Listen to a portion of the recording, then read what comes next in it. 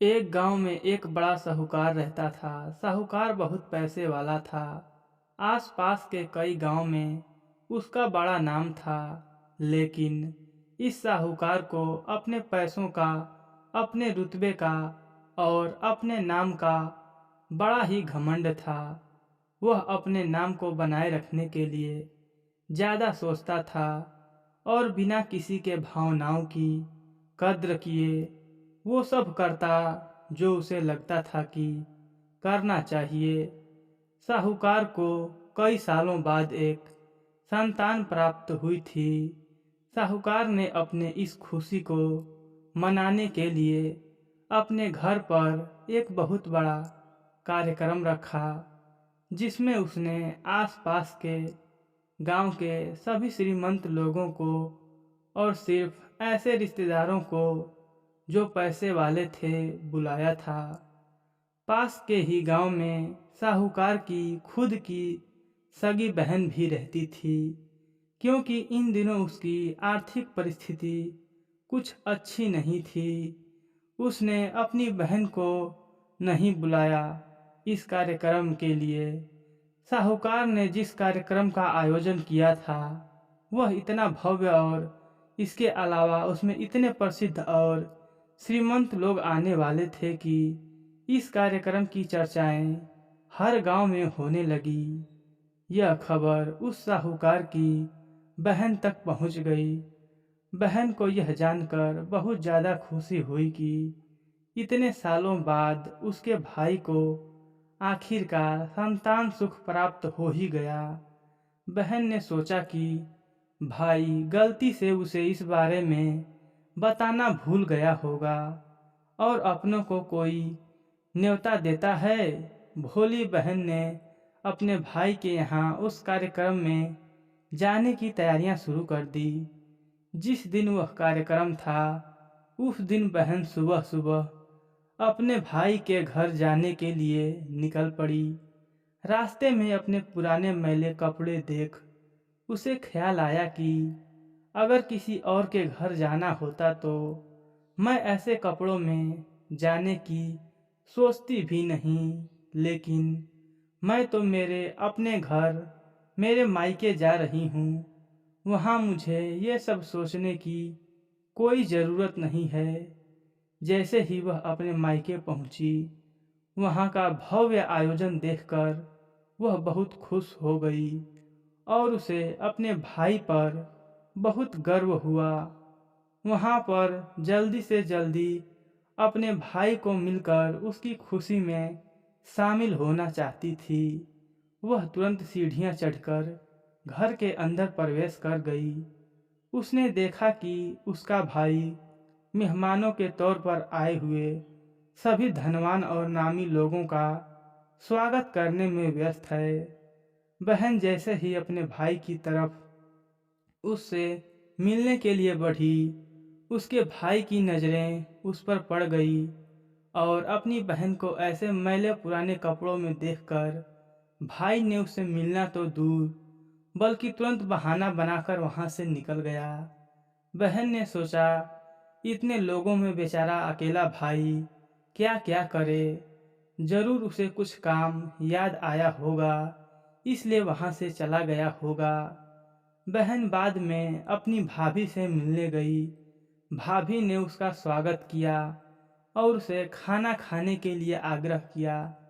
बहन ने सोचा ठीक है, पहले खाना खा लेती हूँ, फिर बाद में आराम से भाई से मिल लूँगी। बहन खाना खाने के लिए पंगत में बैठी। साहूकार भाई ने देखा कि अपने सभी धनवान मेहमानों के बीच उसकी गरीब बहन बैठी हुई है। सभी कीमती पोशाक पहने लोगों के बीच उसकी बहन जो पुराने मैले कपड़े पहनकर बैठी थी, यह साहूकार से देखा नहीं गया। उसने अपनी बहन को अपने पास बुलाया, भला बुरा सुनाया और वहाँ से जाने के लिए बोला। बहन ने अपने सपने में भी नहीं सोचा था कि उसके साथ कभी ऐसा व्यवहार भी हो सकता है और वह भी उसके खुद के मायके में अपना अपमान होने के बाद बहन तुरंत अपने घर ससुराल जाने के लिए चल पड़ी। बहन इस बात को पचा ही नहीं पा रही थी कि उसके अपने भाई ने उसके साथ इतना बुरा व्यवहार किया। उसकी आंखों में आंसू नहीं थम रहे थे। रास्ते में उसे अपनी पुरानी दोस्त मिली। उस दोस्त ने उससे रोने का कारण पूछा। हालांकि बहन उसे कुछ भी बताना नहीं चाहती थी, लेकिन दोस्त के बार बार पूछने पर उसके साथ हुई सारी घटना उसने बता दी। उसकी दोस्त एक समझदार महिला थी और काफ़ी उसकी दोस्त एक समझदार महिला थी और काफ़ी प्रैक्टिकली सोचने के बाद उसने कहा, अगर तुम मेरी बात मानो तो एक दिन तुम्हारा भाई खुद तुम्हें अपने यहाँ बुलाएगा और तुमसे माफ़ी मांगेगा। बहन ने उससे कहा कि मैं तुम्हारी हर बात मानूंगी, बताओ मुझे क्या करना होगा।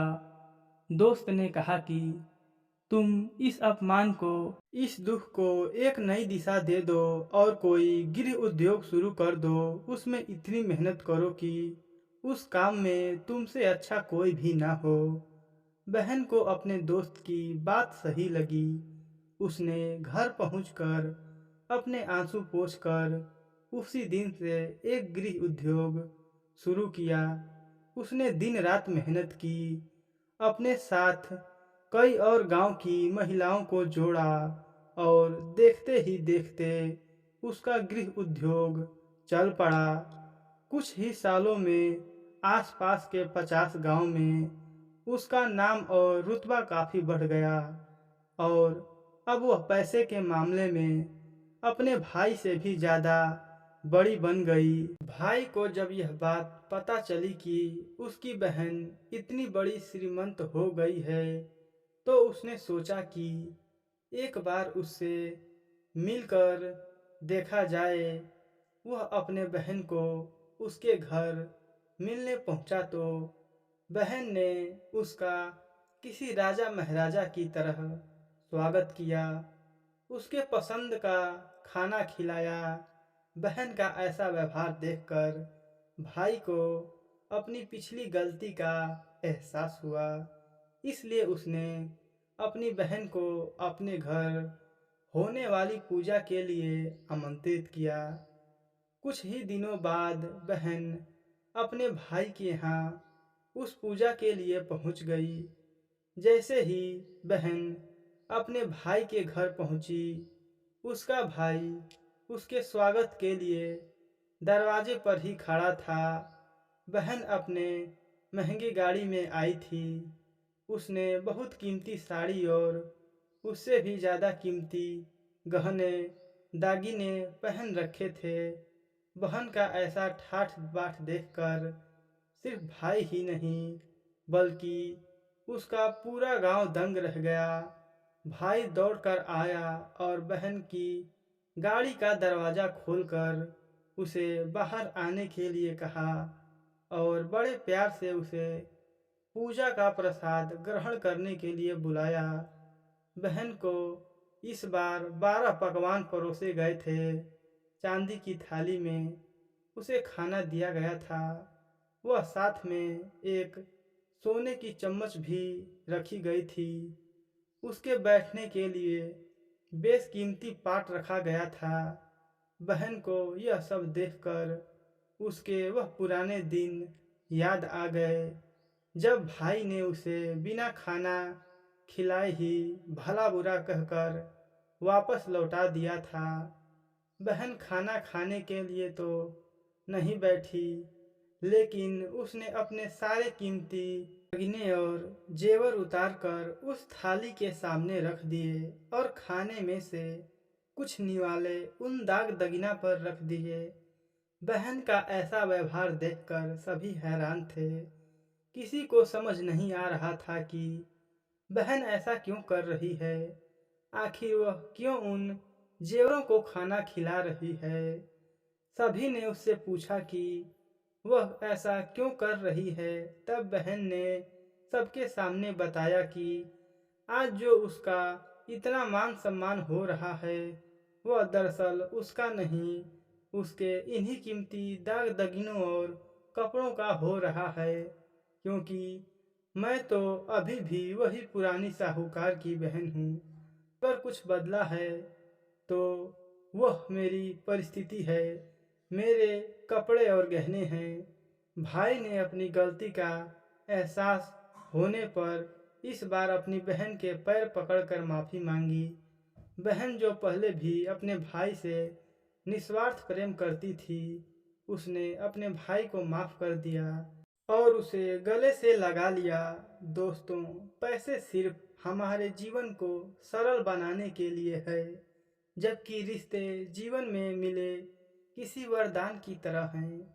अगर उन्हें सच्चे मन से और निस्वार्थ भाव से निभाया जाए, पैसा खर्च हो जाए तो आप बाद में भी कमा सकते हैं, मगर रिश्ते खर्च हो जाएं, टूट जाएं तो दुनिया का सारा धन भी आपको उन्हें वापस नहीं दिला सकता। दोस्तों, उम्मीद करता हूँ यह कहानी आपको पसंद आई होगी। यदि यह कहानी आपको पसंद आई है तो हमारे चैनल को सब्सक्राइब कर लीजिए, क्योंकि ऐसी कहानियाँ हम लाते रहते हैं। दोस्तों, आपने इस कहानी को पूरा सुना, इसका मतलब आपको यह कहानी पसंद आई।